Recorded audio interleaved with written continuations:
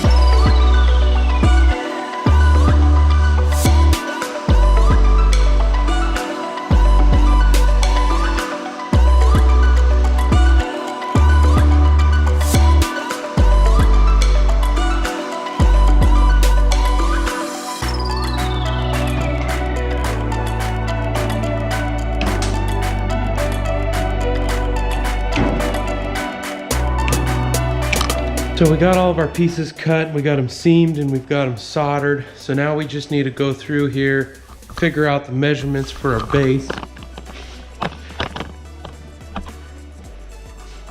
Get that bent up and get it soldered in. So it looks like we got 14 7/8 going that way. 12 1/8 going this way. So let's get our bottom cut, and then we'll get our bottom put on here. It'll wrap down the face 1/2 inch, and we'll get it soldered all the way across here.